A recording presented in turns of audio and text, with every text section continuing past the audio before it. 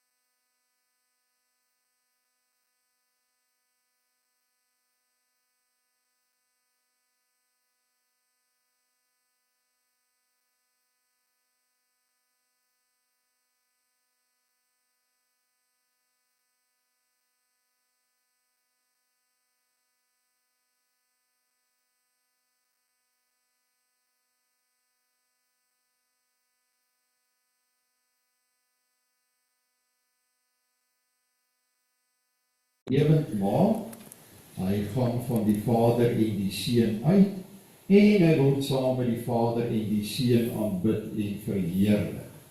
Hy het deur die profete gespreek. Ons glo aan een heilige, algemene en apostoliese kerk. Ons bely een doop tot vergifnis van sondes. Ons verwag die opstanding van die dooies en die lewe van die toekomstige bedeling. Amen.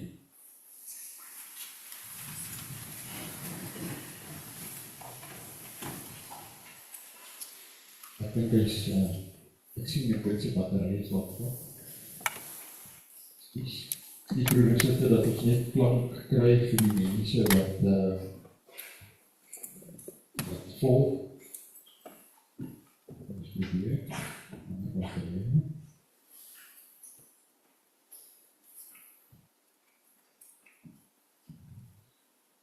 dink jy kan ook 'n Zoom-opname maak, as daar op 'n fout is, dan kan mense later volg. Jy begin maar net 'n Zoom-opname. Ekskuus vir dit, sister, dis van die tegniese goedjies. Ons luister na die wet van die Here, Deuteronomium hoofstuk 5. En Moses het die hele Israel laat roep en vir hulle gesê, hoor Israel, die insettinge en die verordeninge wat ek vandag voor julle ore uitspreek. Julle moet dit leer en dit sorgvuldig hou. Die Here onse God het by Horeb met ons 'n verbond gesluit. Met ons vaders het die Here hierdie verbond nie gesluit nie, maar met ons self, ons wat hier vandag almal in die lewe is. Van aangesig tot aangesig het die Here op die berg uit die vuur met julle gespreek. Ek het in die tyd tussen die Here en julle gestaan om aan julle die woord van die Here bekend te maak, want julle was bevrees vir die vuur en het nie op die berg geklim nie. En hy het gesê, ek is die Here jou God wat jou uit Egipte land uit die slawehuis uitgelei het. Jy mag geen ander gode voor my aangesig hê nie. Jan sit net so bietjie sagter. Jy mag vir jou geen gesneede beeld of enige gelykenis maak van wat bo in die hemel is, of van wat onder op die aarde is, of van wat in die waters onder die aarde is nie. Jy mag jou voor hulle nie neerbuig en hulle nie dien nie, want ek, die Here jou God, is 'n jaloerse God, wat die misdaad van die vaders besoek aan die kinders, en aan die derde en aan die vierde geslag van die wat my haat. En ek bewys barmhartigheid aan duisende van die wat my liefhet en my gebooie onderhou. Jy mag die naam van die Here jou God nie ydelik gebruik nie, want die Here sal die een wat sy naam ydelik gebruik nie ongestraf laat bly nie. Onderhou die Sabbatdag dat jy dit heilig soos die Here jou God jou beveel het. 6 dae moet jy arbei en al jou werk doen, maar die 7de dag is die Sabbat van die Here jou God, en dan mag jy geen werk doen nie. Jy of jou seun of jou dogter, of jou dienskneg of jou diensmaagd, of jou os of jou esel, of enige dier van jou, of jou vreemdeling wat in jou poorte is nie, sodat jou dienskneg en jou diensmaagd kan rus soos jy. Jy moet daaraan dink dat jy in Egipte land 'n slaaf was, en die Here jou God jou daarvandaan uitgelei het deur 'n sterke hand en 'n uitgestrekte arm. En daarom het die Here jou God jou beveel om die Sabbatdag te hou. Eer jou vader en jou moeder, soos die Here jou God jou beveel het, dat jou dae verleng mag word en dat dit met jou goed mag gaan in die land wat die Here jou God aan jou gee. Jy mag nie doodslaan nie, jy mag nie egbreek nie, en jy mag nie steel nie. En jy mag geen valse getuienis teen jou naaste spreek nie. Jy mag nie jou naaste se vrou begeer nie, en jy mag nie na jou naaste se huis hinker nie. Na sy landerye of sy dienskneg of sy diensmaagd, sy os of sy esel of iets wat van jou naaste is nie. Met hierdie woorde het die Here julle hele vergadering op die berg uit die vuur, die wolk en die wolke donkerheid met 'n groot stem toegespreek en niks meer nie. En hy het dit op 2 kliptafels geskrywe en dit aan my gegee. Ons antwoord met Psalm 15 vers 1 en 2, daarna bid ons saam.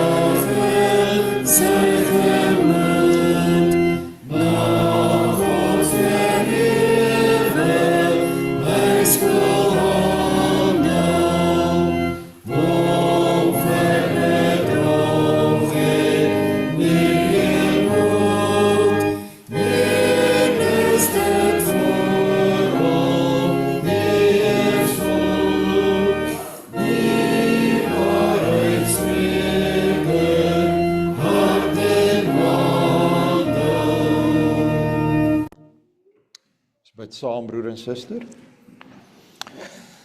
Ons barmhartige God en hemelse Vader, baie dankie dat ons in hierdie aanloop tot Paasfees weer kan saam stil staan by u woord.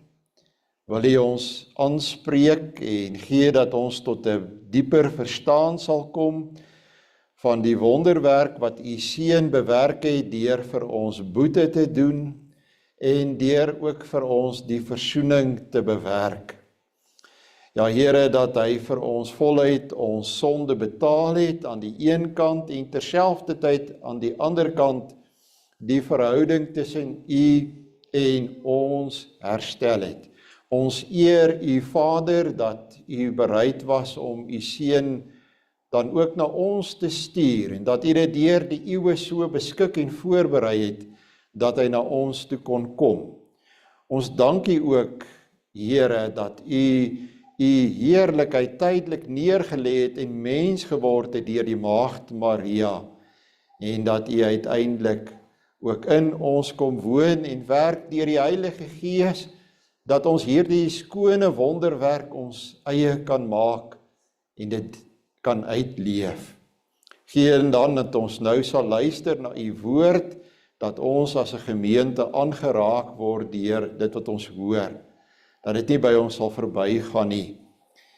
Berei ons werklik dan ook voor met die oog op die Paasfees wat vir ons voorlê. Baie dankie vir ons gemeente, dankie dat u ons lewens spaar.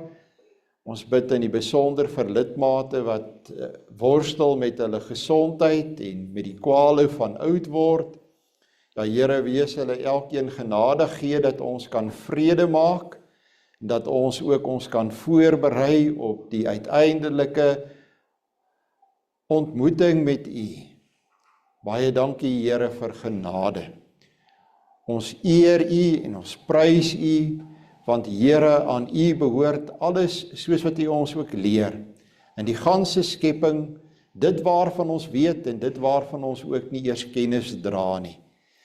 Aan u kom toe al die heerlikheid en dit tot in alle ewigheid. In die naam van Christus bid ons gebed. Amen. Geliefde broer en suster, ons lees saam Matteus hoofstuk 1, ons begin by die geslagsregister. Ons lees uit die 53 vertaling, die geslagsregister van Jesus Christus, die seun van Dawid, die seun van Abraham. Abraham was die vader van Isak en Isak die vader van Jakob en Jakob die vader van Juda en sy broers. En Juda was die vader van Peres en Serach by Tamar. Peres was die vader van Hesron en Hesron die vader van Ram.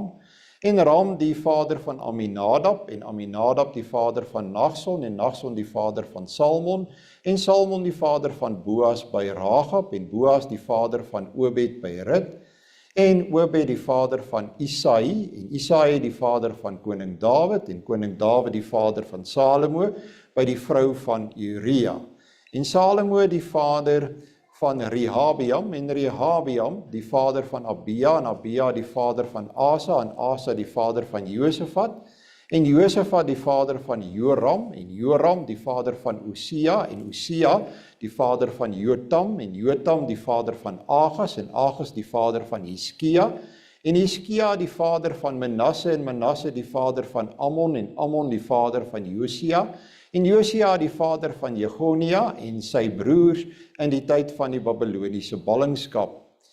En na die Babyloniese ballingskap het Jegonia die vader geword van Sealtiel en Sealtiel was die vader van Serubabel en Serubabel die vader van Abiud en Abiud die vader van Eliakim en Eliakim die vader van Asor en Asor die vader van Sadok en Sadok die vader van Agim en Agim die vader van Eliud en Eliud die vader van Eliaser en Eliaser die vader van Matan en Matan die vader van Jakob en Jakob die vader van Josef die man van Maria uit wie gebore is Jesus wat Christus genoem word.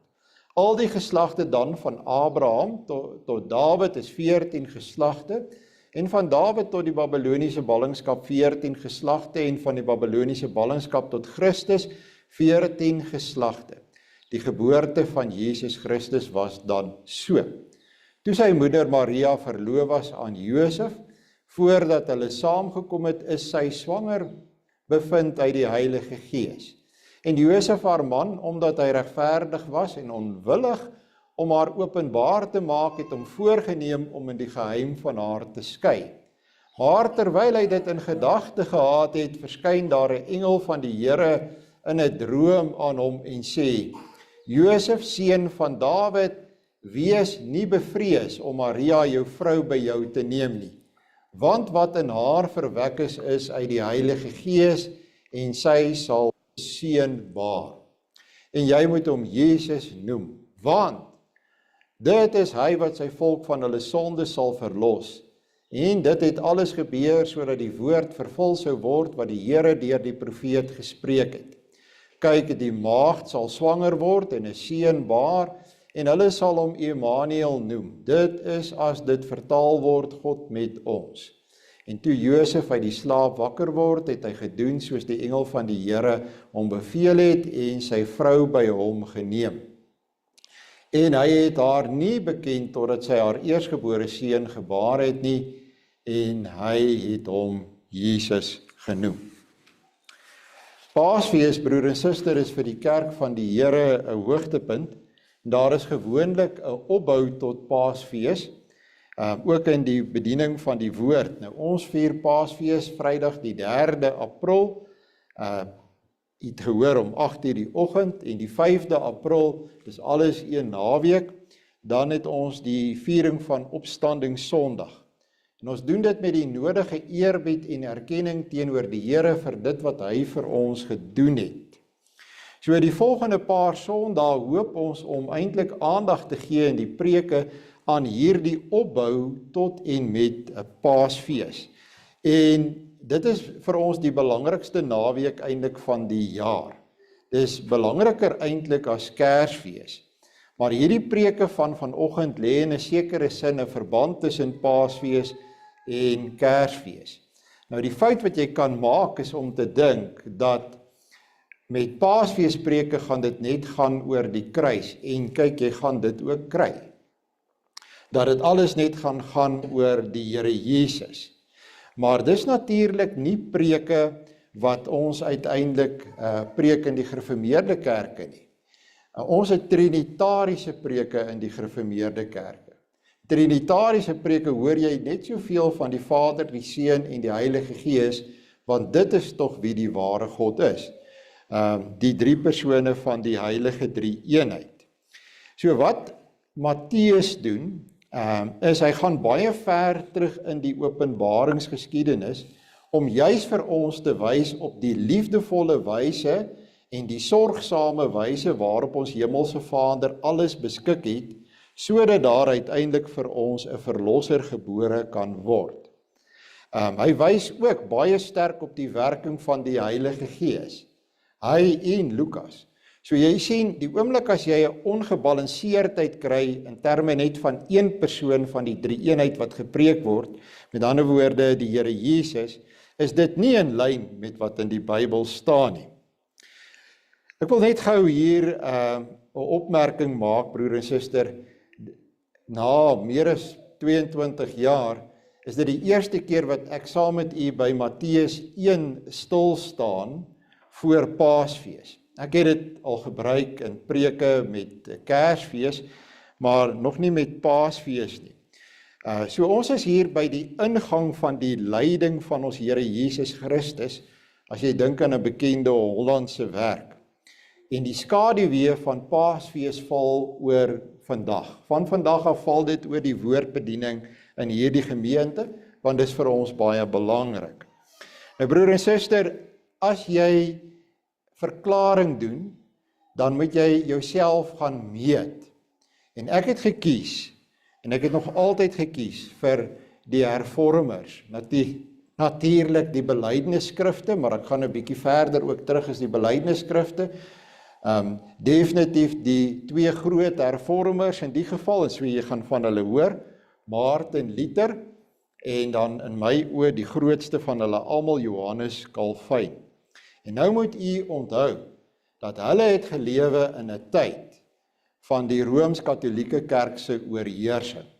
En op hierdie punt wat die preke handel oor die Maagd Maria, u het 'n idee, u het so 'n stukkie van 'n idee wat die Rooms-Katolieke Kerk oor die Maagd Maria sê. Maar Martin Luther en Johannes Calvin het direk hiermee te doen gekry. Hulle was self Rooms-Katolieke. Hulle ouers was Rooms-Katolieke. Hulle familie was Rooms-Katolieke, voordat hulle daaruit losgekom het. Hulle het 'n ewige stryd gehad teen die Rooms-Katolieke en teen die verering van Maria.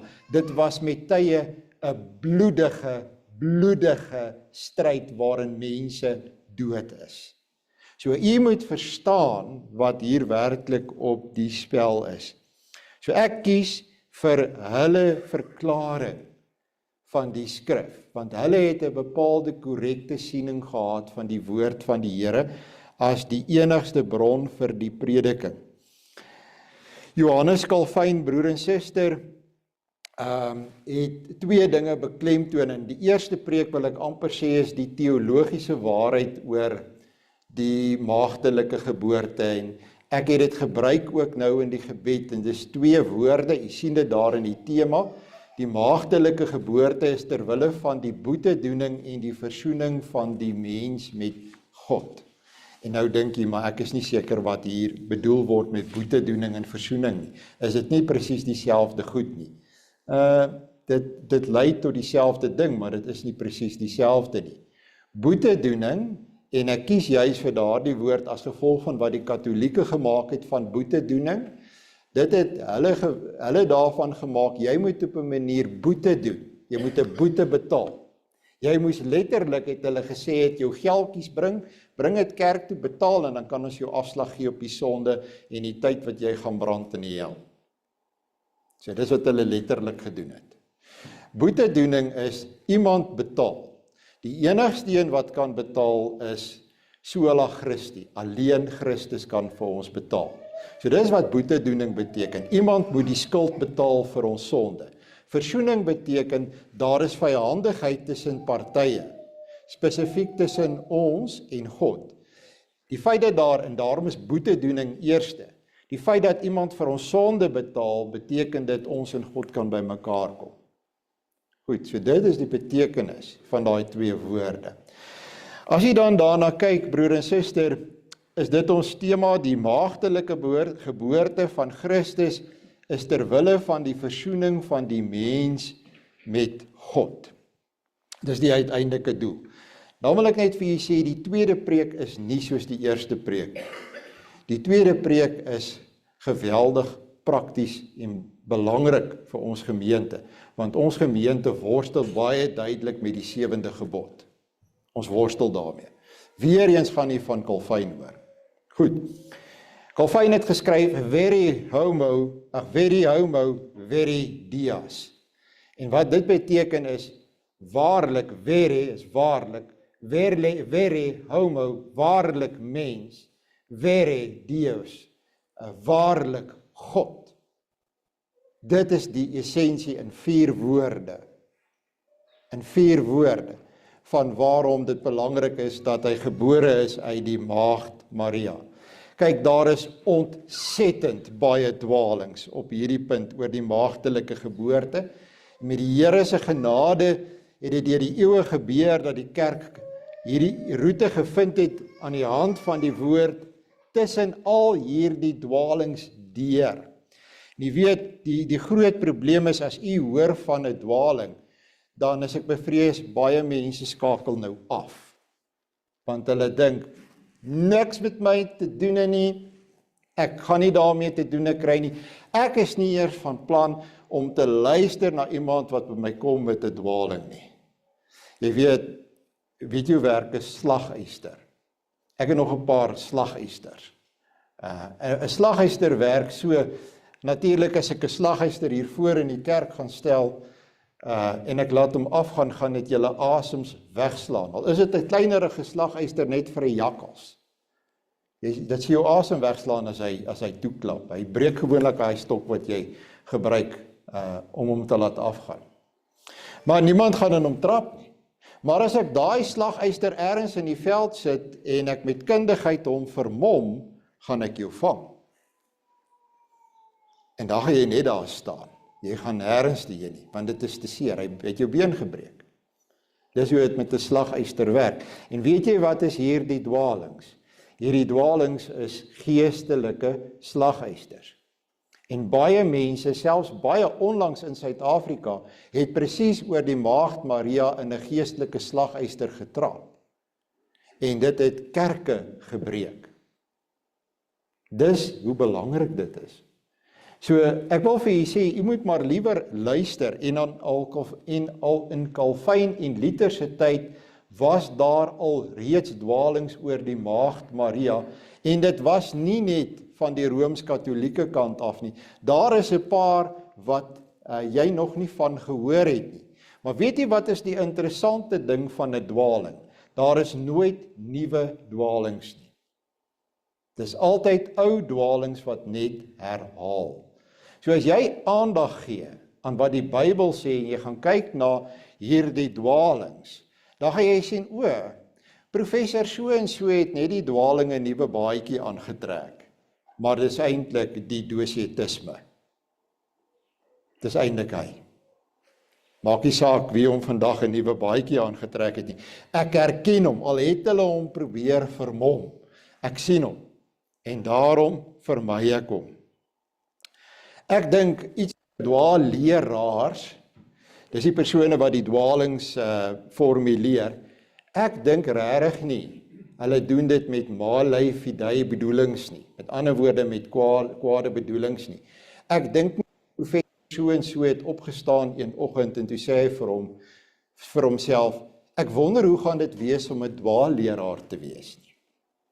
Ek dink ek kan 'n sappige dwaling oor die Maagd Maria uitdink en die ganse kerk verlei. Ek dink niemand doen dit nie. Ek dink dis absoluut absurd. Ek dink dit is mense met goeie en opregte bedoelings wat dink dat hulle het iets nuut. En juist daar is dit die grootste punt. My dogmatiek professor wat vir my ook 'n liefde gegee het vir Johannes Calvin, Ludie Schultze, wat self dikwels hier gepreek het oor professor Ludie Schultze, het altyd gesê, die dag as jy dink jy sê iets nuut, moet jy weet, dis omtrent 90% seker dat jy is besig om te dwaal. Jy kan maar net gaan seker maak by Calvin en Luther of jy besig is om te dwaal. Maar dit is so, of die belydenisskrifte en of die skrif uit die aard van die saak. Dis broer en suster, omdat ek wil baie seker maak dat ek nie op hierdie pad gaan nie, het ek juis van hulle ook gebruik gemaak saam met die belydenisskrifte. Dis ernstig. As jy in 'n slaghuister is en jy kan nie beweeg nie, ek het dit nooit gedoen nie, ek het nooit 'n slaghuister gestel nie, maar jy weet, baie keer kry jy daai dier dood in die slaghuister. 'n Slaghuister beteken jou dood, want jy kan nie wegbeweeg nie, jy kan nie gaan water drink nie, jy kan nie gaan eet nie, jy gaan daar doodgaan, en jy gaan 'n slegte dood daar doodgaan. En dis die probleem met ook geestelike slaghuisters, as jy in hulle beland, broer en suster, dan kan jy hier doodgaan. En nou moet jy onthou, hoe werk dit? Baie naby, waar kry ons die deel oor die Maagd Maria? Ek glo in die Maagd Maria. Watter deel van die apostolikum is dit? Dis die tweede deel van die apostolikum, wat handel oor Jesus Christus. So Maagd Maria staan baie naby aan Jesus Christus. Sy staan baie nou verbind aan Jesus Christus. Dis as jy hier begin met jou dwalingkie oor die Maagd Maria, kan jy uiteindelik Jesus Christus heeltemal mis. Mis hom, en jy loop die hel raak. Kan jy sien? En dis die probleem met, as jy begin dink byvoorbeeld dat die Maagd Maria is die middelaar tot Christus, dan word sy naderhand so belangrik, dat Christus nie meer vir jou belangrik is nie. En dan is jy besig om die saligheid te mis. So maak maar seker dat u werklik weet wie die Here Jesus Christus aan die kruis op Golgotha is. Hy het nie net ewe skielik aan die kruis gehang nie, dit het nie ewe skielik net gebeur nie. God het oor duisende jare, ons hemelse Vader het oor duisende jare beskik, sodat hy uiteindelik aan die kruis gaan hang het. Vere homo, vere Deus. Waarlik mens, waarlik God. En jy kry dit presies net so in hierdie kerk se belydenisskrif. Jy kry dit presies so in die Heidelbergse katekismus. Kom ek wys dit vir u. Luister, ek lees dit vir u. En nou moet jy reg luister, want u kan dalk afskakel, want jy dink jy het dit gehoor. Hoe 'n middelaar en kan enige skepsel, Sondag 5 vraag en antwoord 14. Kan enige skepsel vir ons betaal? En elke keer word die antwoord in 2 opgebreek. 1. Nee, want ten eerste sal God aan geen ander skepsel die skuld straf wat die mens gemaak het nie. Ten tweede kan geen gewone skepsel die las van die ewige toorn van God teen die sonde dra en ander skepsels daarvan verlos nie. Hoe 'n middelaar moet ons dan soek? Weer dieselfde 2 goed.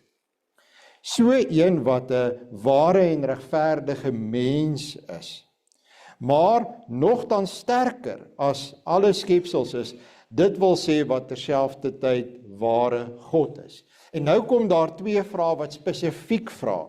Waarom moet hy 'n ware en regverdige mens wees? Die volgende een gaan wees, waarom moet hy waarlik God wees? So, waarom moet hy 'n ware en regverdige mens wees? Vere homo, het Calvin geskryf. Omdat die geregtigheid van God eis dat die menslike natuur wat gesondig het vir die sonde moet betaal, boetedoening, sodat versoening kan plaasvind. Maar die mens wat self sondaar is, kan nie vir ander betaal nie. Waarom moet hy terselfdertyd ware God wees?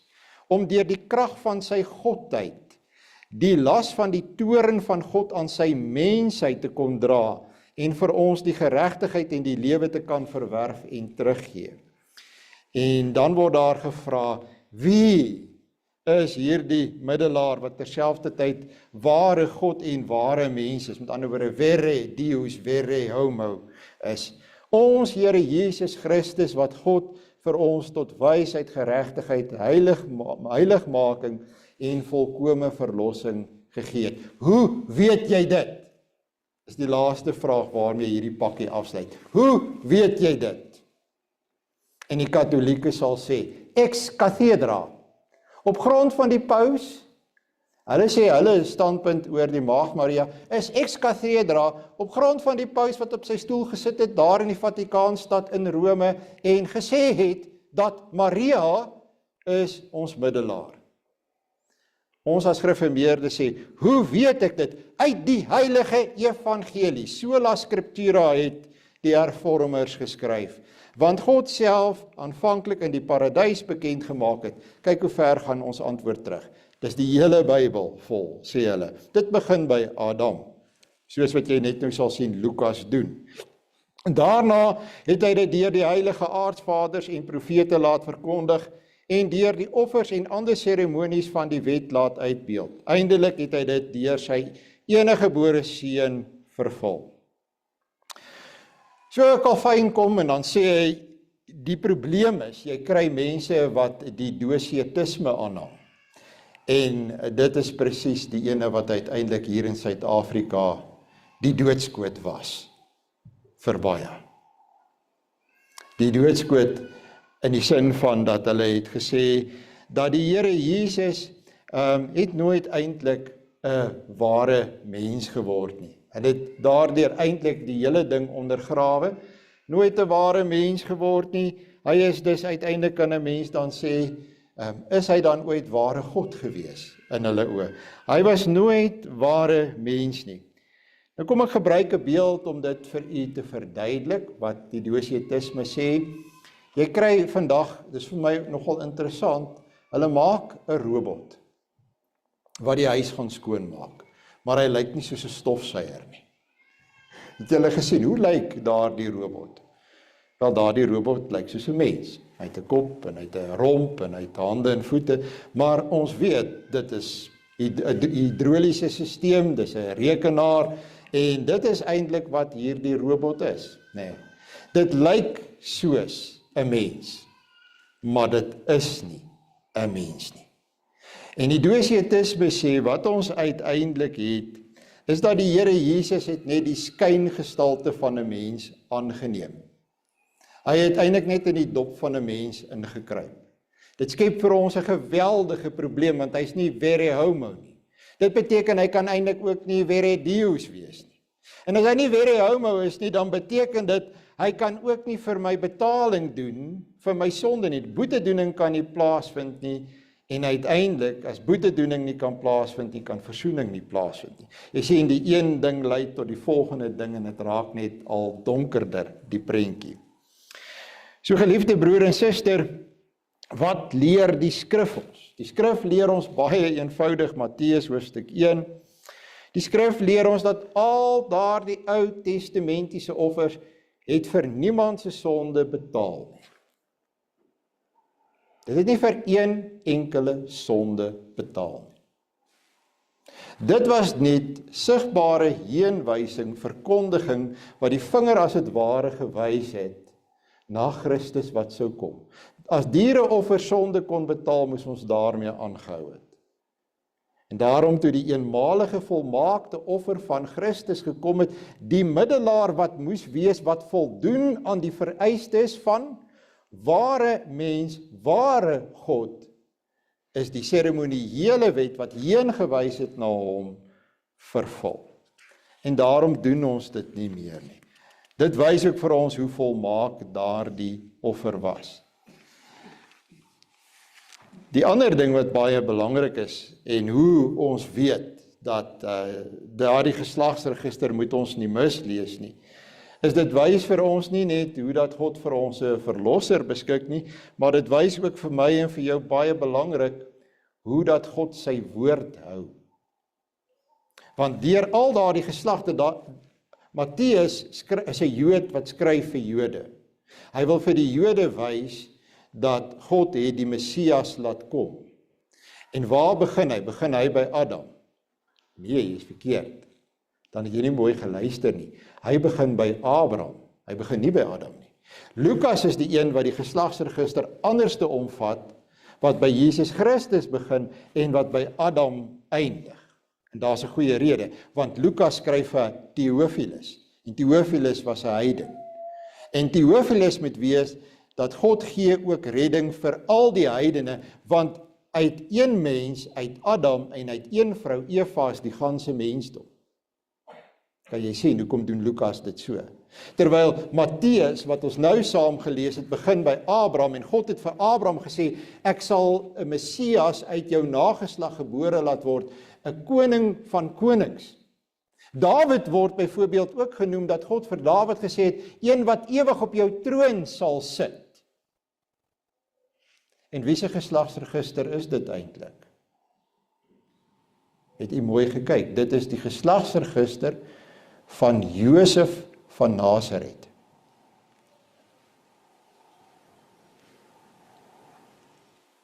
En hy is nie die biologiese pa van die Here Jesus Christus nie.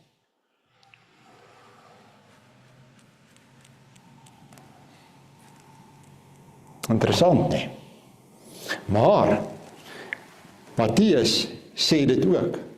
En uiteindelik is Paulus hieroor kristal helder en duidelik in Romeine hoofstuk 1. As u dit dan nie geweet het nie, kom Calvin en hy sê dit in sy geskrifte, spesifiek in die institusie van die Christelike godsdiens. Maria was ook uit die stam van Dawid. En uit die aard van die saak ook uit Abraham. So God het volledig sy beloftes vervul aan Abraham en Dawid. En ja, dit is belangrik dat dit Josef se geslagsregister is. Maria is ook uit daardie selfde geslag, uit daardie selfde nageslag. Jy sien, dit word ook deur die groot hervormers, Martin Luther en Johannes Calvin as belangrik beskou. So wat beteken dit vir my en vir jou? Dit is ontsettend belangrik. Ons het 'n oorlog in die Midde-Ooste. Die kunsmispryse gaan op, is ek reg? Skrikwekkend. Julle weet nie soveel wie gaan kan plant nie. Die brandstofpryse het opgegaan, het julle gesien. Gaan jy nog trok kry, gaan jy nog diesel vir jou trok kry? Gaan jy nog diesel of petrol kan bekostig? Kan jy dink wat gaan 'n brood en melk kos, wat aangery moet word? Kan jy dink? Dit is geweldige onsekerheid wat vir ons voorlê. Dis nie 'n probleem nie. Dis nie vir my 'n probleem nie. Want ek weet ek het 'n absolute betroubare God. Ek het dit vanoggend weer gehoor toe ek die Bybel gelees het. Hy het dan presies gedoen wat hy vir Abraham en vir hulle almal beloof het, vir Dawid. Hy het presies sy woord gehou en dit vervul. Ek weet nie wat gaan Donald Trump volgende doen nie, of Benjamin Netanyahu nie, of wie ook al nou Iran regeer nie. Ek weet nie. Maar een ding weet ek verseker, ek weet wie my God is. En daarom is ek daaroor baie rustig. Dis broer en suster, wanneer Calvin skryf oor hierdie einste hoofstuk, dan hou hy nie op by die name en sê dis die geslagsregister van Jesus Christus nie.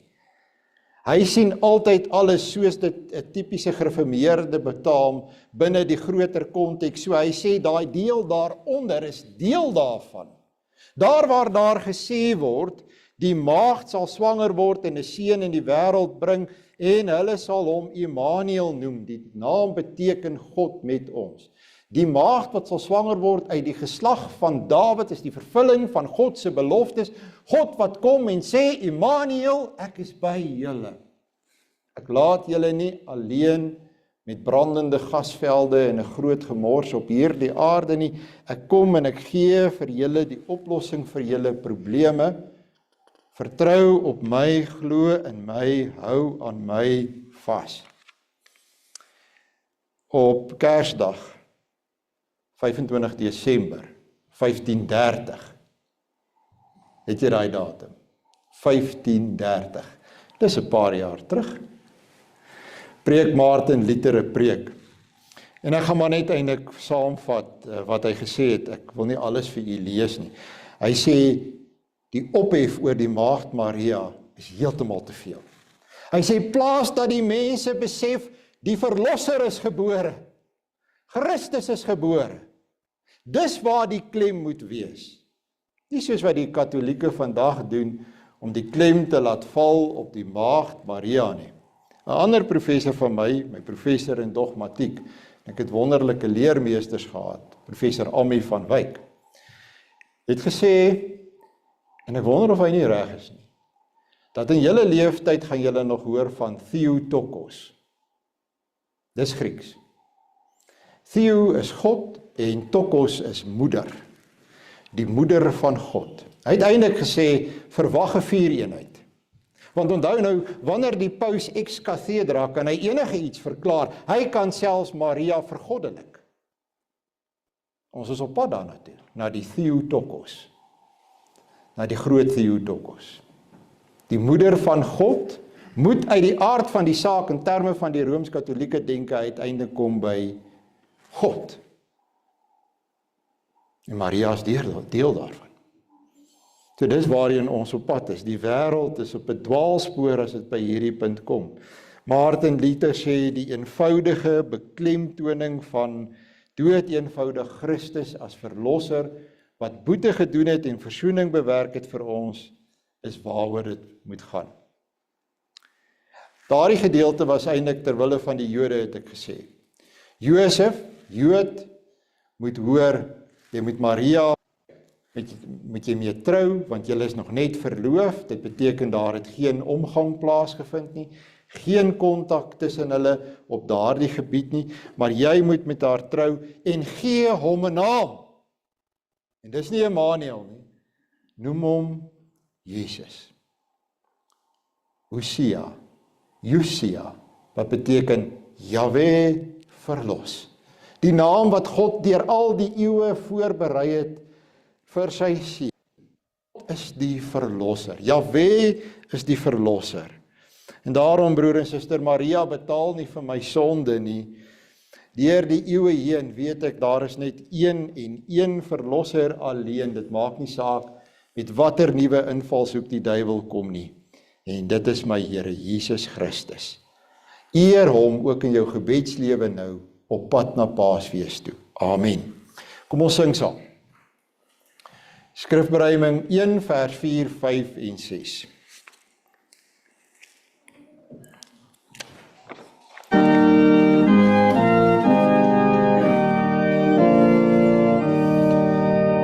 So stop ons voor die wind, dryf by die mense in, met al sy groote planne, sy arbeidswerk kom voor, het van al teruggestaan, mag die besit die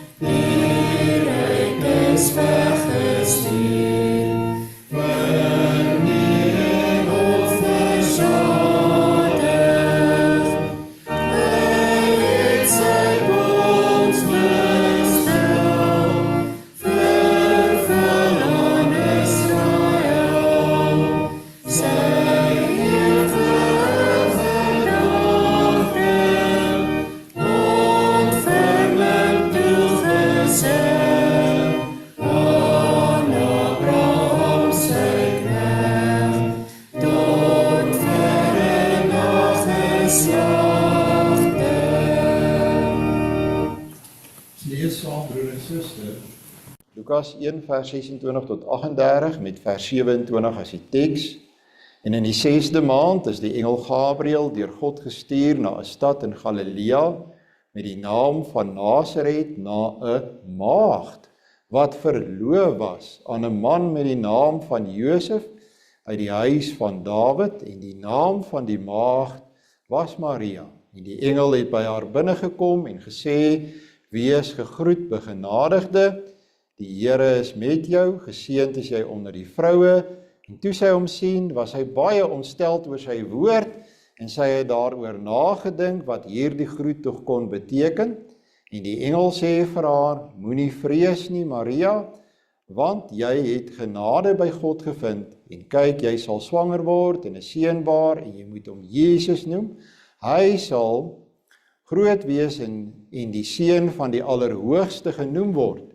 En die Here God sal aan hom die troon van sy vader Dawid gee, en hy sal koning wees oor die huis van Jakob tot in ewigheid, en aan sy koningskap sal daar geen einde wees nie." Toe sê Maria vir die engel: "Hoe kan dit wees, aangesien ek geen man het nie?" En die engel antwoord en sê vir haar: "Die Heilige Gees sal oor jou kom, en die krag van die Allerhoogste sal jou oorskadu. Daarom sal die Heilige wat gebore word seun van God genoem word. En kyk, Elisabeth, jou bloedverwant, het self ook 'n seun ontvang in haar ouderdom, en hierdie maand is die 6de vir haar wat onvrugbaar genoem is, want geen ding sal by God onmoontlik wees nie." En Maria sê: "Hier is die diensmaagd van die Here, laat dit met my gaan volgens u woord." En die engel het van haar weggegaan. Nou, broer en suster, dit is nie my bedoeling om Maria te vereer deur so baie oor haar te praat nie. Ek dink dat ons verstaan nie altyd hoe ver daar gegaan is al met Maria nie. Het u byvoorbeeld geweet dat die Rooms-Katolieke sê dat Maria was 'n ewige maagd? Regtig? Dit terwyl ons weet, die Here Jesus het broers en susters gehad. Hulle hou vol dat sy was 'n ewige maagd gewees. En daarmee saam uit die aard van die saak, as jy dit nou nog nie verwag het nie, het Maria totaal sondeloos geword. Jy sien ons is op pad na Theotokos toe, want net God is sondeloos. So sy sondeloos, sy is 'n ewige maagd, en onmiddellik sê jy vir jouself so, die seksuele verhouding tussen mense is dus per se iets jak, lelik en sondig. Ja, dit is, né? Want vir 'n Rooms-Katoliek mag jy dit net doen binne die huwelik en met die doel om kinders te verwek. Net vir die doel om kinders te verwek. Dis al. En hulle glo dit natuurlik absoluut vas. U weet dit, as u dit nie geweet het nie, hoop ek nie ek het u geskok nie. Dis broer en suster, ek is baie positief oor die maagdelikheid van Maria. Dominee, hoe kan jy dit sê, sê julle vir my sê? Ek is positief daaroor, natuurlik, jy ook. Dis dan in die apostolikum. Het jy geweet dat Martin Luther het gesê, dit is een van die essensiële punte van die apostolikum. Hy het dit selfs verbind aan van die punte wat van direkte belang is. Hy het gesê, ons kan dit nie opgee nie, dat die Here Jesus Christus gebore is uit die maagd Maria nie. En ek stem volmondig met Martin Luther saam. Hy het gepraat van articulus de redemptionis. Met ander woorde, dis 'n artikel wat verband hou met ons redding. Jy gee nie daai tipe goed op nie. Jy veg verbete daarvoor. Want as jy dit opgee, is jy verlore. En daarom, broer en suster, is ons geweldig positief oor die maagdelikheid van Maria. In Suid-Afrika dink die kommunisties-marxistiese ANC regering niks van die maagdelikheid van Maria nie. Hulle het 'n grant wat sê as jy 'n kind het, maak nie saak binne of buite die huwelikie, kry jy geld daarvoor. So een van die geweldige probleme by die sendingkerk en hulle mond hang oop as ek dit sê, is julle mag nie net kinders hê nie. Nie tensy hulle met die persone getroud is nie. Dit is totaal en al vir hulle die vreemdste ding wat hulle nog gehoor het. Hulle kan dit nie glo nie, want hulle sit almal met klomp kleintjies by hulle. En hulle kan dit nie glo nie. Hoekom nie? Want die kommunistiese, marxistiese regering dink niks van die huwelik nie, dink niks van God en van sy woord nie, dink niks van maagdelikheid en hoe belangrik dit is nie, en moedig mense aan om dit die hele tyd te breek.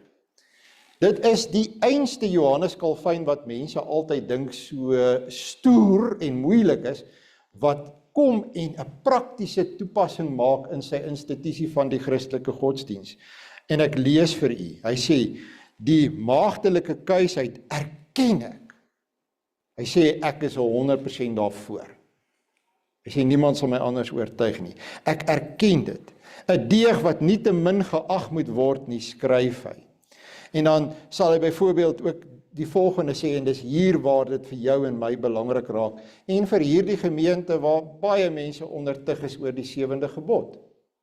7de gebod is, jy mag nie egbreek pleeg nie, mag nie saam bly nie, byvoorbeeld. En dan sê hy, aangesien dit sommige ontsê is en ander slegs vir 'n tyd toegestaan is, dis maagdelikheid. Dis net vir jou 'n tyd van jou lewe toegestaan gewees, totdat jy getrou het. Want jy het geweet jy moet trou, anders dan gaan jy oortree. So Calvin erken dit, hy sê prontuit, dit is vir baie van ons net vir 'n tyd toegestaan, moet diegene wat deur gebrek aan selfbeheersing gekwel word, en in die stryd nie die oorhand kan behou nie, hulle begewe tot die steen van die huwelik. Hy sê, die huwelik is eintlik 'n manier wat God vir ons gegee het, om te hou binne die baan wat hy vir ons gegee het. So jy kan klaar dink dat Calvin sê baie positiewe goed oor die fisiese verhouding tussen 'n man en 'n vrou binne die huwelik. Hy het nie hierdie idee dat dit is iets jak nie. Dit is iets onaangenaam nie. Dit is iets vuil, dit is iets sondigs nie. Inteendeel het jy geweet, alhoewel Martin Luther 'n priester was, 'n professor in teologie was, en dus probeer het om celibaat te lewe, het Martin Luther getrou. Ek dink eintlik het hy meer as een keer getrou, want hy het sy vrouens oorleef. En Calvin dieselfde. Hulle het getrou. En hulle het getrou uit beginsel uit.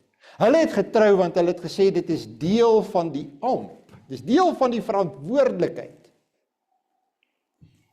Die wêreld moet weet dat hierdie ding van die celibaat van priesters en nonne is absurd. Dis iets wat die kerk uitgedink het en hulle baseer dit op die maagdelikheid van Maria. Dit is dus, broer en suster, 'n treurige en 'n hartverskeurende dwaling wat deur die kerk gebruik word as 'n sweep in 'n groot deel van die wêreld. Besef jy dit? Mense moet boete doen, hulle moet in die bieghokkie gaan sit en bely wanneer hulle aktief was in hulle huwelike. Hulle moet geld betaal om versoening te kry vir hulle sonde op hierdie terrein. Dit terwyl die heilige priesters agter die deur staan en elke nou en dan moet die magtige katolieke kerk bely. Daar is dalk 'n paar kinders wat gemolesteer is oor die jare deur priesters en nonne. O ja, dis miskien 'n paar 100.000. Okay, nee, dit is 'n paar miljoen. Maar ons hou vol met hierdie dwaalleer. Luther, broer en suster, het self dan, soos wat ek vir u gesê het, ook ingesien dat, en Johannes Calvin ook, dat uiteindelik het ons Here Jesus in 'n huis groot geword, met 'n pa, Josef, en 'n ma. En alhoewel daardie pa nie sy eie biologiese pa was nie, ek kan nie iets vertel van daardie verhouding. Want ek weet hy was die volmaakte verlosser wat versoening gedoen het vir ons sonde. Hy het vir hom gesê, pa. Hy het Josef absoluut 100% gerespekteer. Want hy het geglo, dit is die ouer. En hoe reg was hy? Matteus hoofstuk 1. Dit was presies die ouer wat God die hemelse Vader in sy wysheid vir hom beskik het, en daarom sal hy as kind, al is hy die seun van God, hom onderwerp aan hierdie ouer wat sy Vader vir hom gegee het, en hy sal hom respekteer en hom dit mooi laat verstaan dat hy sy pa gehoorsaam en respekteer. En ons Here Jesus Christus het dit gedoen. En daar was 'n pragtige, normale verhouding, huweliksverhouding tussen Josef en Maria. En toe hulle in hulle verlovingstydperk was, het hulle eerbaar gelewe. Daai tyd het hulle nie by mekaar gekom nie. Hulle het daardie tyd gebruik om hulle self voor te berei met die oog op hulle huwelik, want die Jode het geweet, die oomblik as jy daardie vuur aansteek, dan ly die ander dele van jou verhouding skade. Jy kom nie daarby uit dat jy dit ontwikkel kry nie. En daarom, as jy in so 'n situasie is, sou ek vir u wil sê wat Calvin sê, terwille van die reinheid en kuisheid, moet u seker maak dat u toevlug neem tot die heilige huwelik. En dan binne die huwelik, broer en suster, moet u eerbaar met mekaar saamleef. Hy het die huwelik ingestel, skryf Calvin, en God het dit so hoog geag, dat hy self sy seun die eerste wonderwerk laat doen het by die huwelik in Kana. Klink dit vir jou bekend? Weet jy, toe ek hierdie woorde in die institusie van die Christelike godsdienst lees, my vrou vra vanmôre vir my, sê ek vaak het 'n paar goed vergeet hierdie week, want ek was tussen Martin Luther se preke en Johannes Calvin se institusie, besig om die woord te verklaar. Toe sê ek vir myself, maar dis feitelik presies die gereformeerde huweliksformulier. Dis amper woord vir woord wat ons in die gereformeerde huweliksformulier kry. Dit kom net so van Johannes Calvin, groot dele daarvan. En dis wat die skrif vir ons leer. Hoe wonderlik die huwelik is en hoe hoog geag dit deur God is. Dit is die roete wat ons in hierdie wêreld moet vat. Dit is die pad wat God vir ons gegee het om ons te ondersteun, dat ons heilig en rein kan lewe. So die maagdelikheid van Maria, wil ek vir u sê, is vir my iets wonderlik. Dit het 'n wonderlike praktiese wekroep. Dit sê vir my, lewe rein, lewe reg. Moenie toegee nie. Lewe soos wat God wil hê jy moet lewe, binne 'n huwelik. Aan die ander kant sit daar mense wat nou sê, maar ek is nie meer daar nie. Ek is nie meer maagdelik rein nie. Ek het 'n fout gemaak. Wat nou? Wat word van my? Kan ek ooit weer rein word in God se oë? En die antwoord is ja.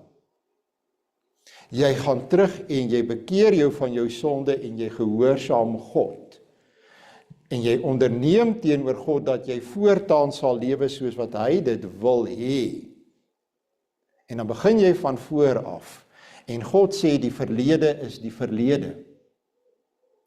Die werk van Christus is so volledig, sy offer is so goed, dat hy betaal vir daardie verlede, en jy's rein, skoon, gewas, rein, dat die verlede agter jou lê. Dat jy 'n nuwe begin kan maak, ook op hierdie punt. So al het jy saam gewoon, al was jy ontrou in jou huwelik, is dit nog nie die einde nie, en is alles nie verlore nie. Die maagdelikheid van Maria open vir ons 'n ander perspektief. Sy het immers geboorte gegee aan ons verlosser in hierdie wêreld. Nie verwek deur Josef nie, want hulle was eerbaar, maar sy was 'n vrou in wie die Heilige Gees gewoon en gewerk het. Hoe weet ek dit? Dit staan dan in die Bybel.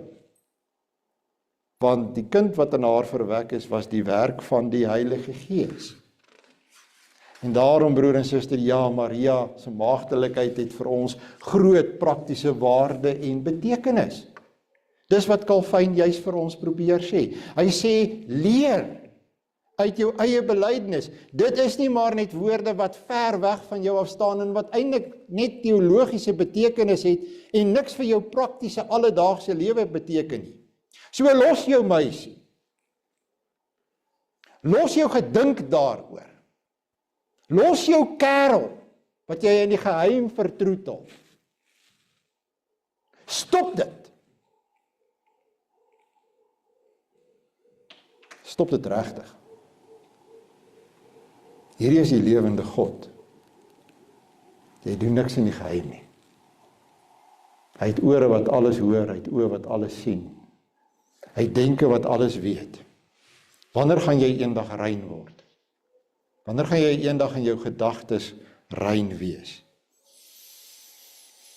Jy hoef nie deur God veroordeel te word nie. Jy hoef nie veroordeeld voor God te staan. Daar's vergifnis. Jy het dit oor en oor gehoor. As jy die woorde hoor, die gebore uit die maagd Maria, dan dink ek daaraan. Volmaakte versoening is moontlik. My sondes is voluit betaal en daarom kan ek volmaak met God versoen word.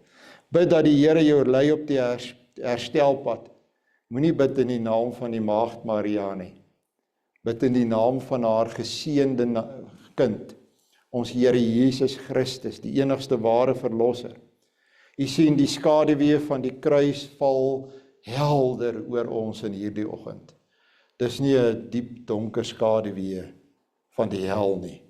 Dis die helder, ligtende skaduwee van die woord van God wat spreek van liefdevolle ontferming en genade vir sondaar mense wat almal egbrekers is. Die laaste een wat hier sit. Want almal het dit al gedoen in hulle gedagtes. 'n Helder lig van die kruis van Christus af. 'n Kruis van versoening. Want daar is volledige boete gedoen aan daardie kruis. Amen. Kom ons dank saam.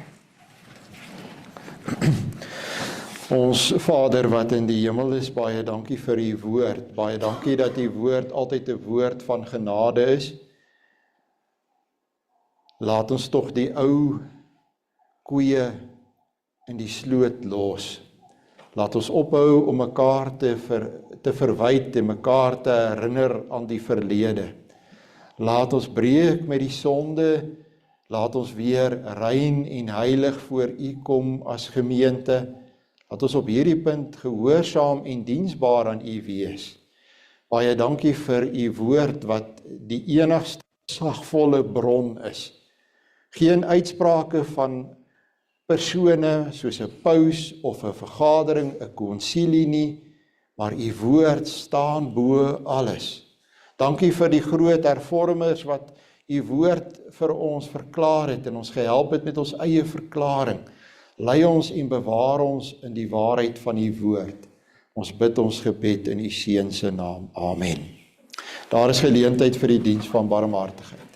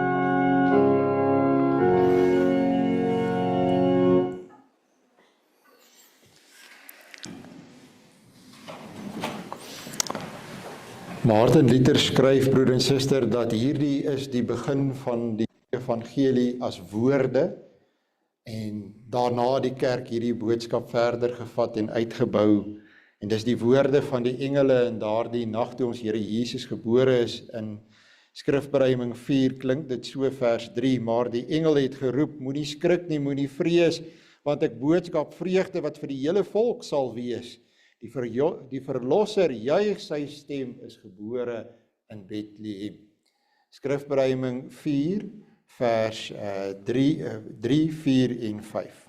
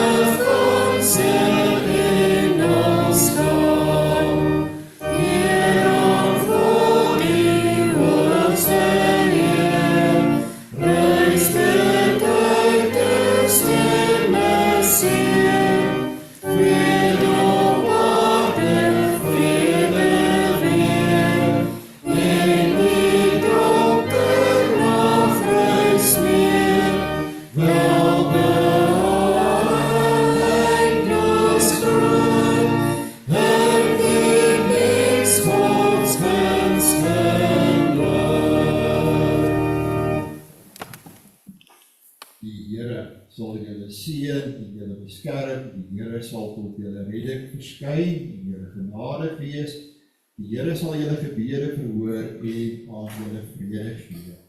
Amen. Broer en suster, ons moet net hierdie sitplek in te neem asseblief.